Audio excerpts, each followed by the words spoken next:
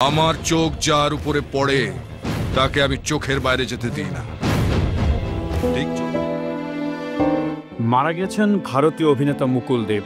বলিউডের পাশাপাশি টলিউডেও খলনায়কের চরিত্রে ব্যাপক জনপ্রিয়তা পেয়েছিলেন এই অভিনেতা। শুক্রবার মধ্যরাতে না ফেরার দেশে পাড়ি জমালেন তিনি। অভিনেতার মৃত্যুর খবরে শোকের ছায়া নেমে এসেছে ভারতের চলচ্চিত্র অঙ্গনে। ভারতীয় গণমাধ্যমের খবরে দিল্লির একটি হাসপাতালে মৃত্যু হয় মুকুলের। বেশ কিছুদিন ধরে শারীরিক অসুস্থতায় ভুগছিলেন 54 বছরের এই অভিনেতা। তার মৃত্যুর খবর সামাজিক যোগাযোগ মাধ্যমে প্রথম জানান অভিনেতা মনোজ বাজপেয়ী।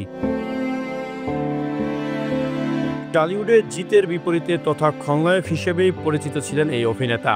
টলিউডের একাধিক বাংলা ছবিতেও কাজ করেছেন তিনি। তালিকায় আওয়ারা, বচ্চন, সুলতান দ্য সেভিয়ার উল্লেখযোগ্য। তার সঙ্গে সবকটি ছবিতেই নায়কের ভূমিকায় অভিনয় করেন জিৎ। বহুমুখী প্রতিভার অধিকারী ছিলেন মুকুল। ছোট পর্দা থেকে বড় পর্দা সর্বত্র অনায়াসে গতিবিধি ছিল তার।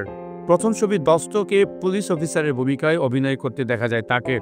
সালমান খানের সঙ্গে জয় হো ছবিতে মুকুলের অভিনয় আলাদা করে নজর কেড়েছিল দর্শক সমালোচকদের।